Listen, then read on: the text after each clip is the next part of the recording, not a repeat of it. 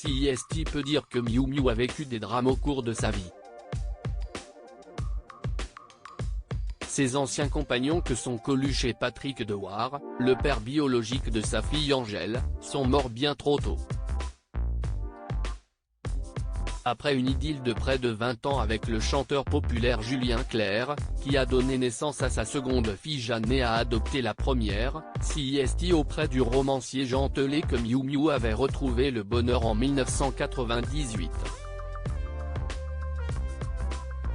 Malheureusement, son compagnon est décédé à l'âge de 69 ans en octobre dernier des suites d'une intoxication alimentaire dans son domicile parisien, en présence de la légendaire actrice.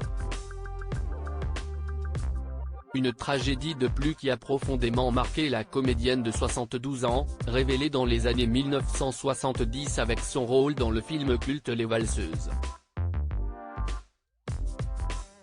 Mais malgré son immense peine, Miu Miu remonte la pente. Loin de se laisser abattre, elle poursuit les projets et prolonge une carrière qui a déjà sa place au panthéon du cinéma français.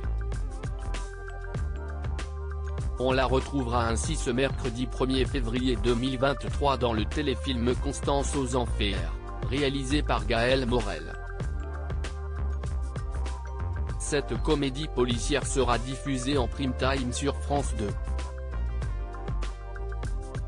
Pour l'occasion, celle que l'on connaît aussi à l'état civil comme Sylvie Terry, a accordé une interview à nos confrères de Télévision Mag.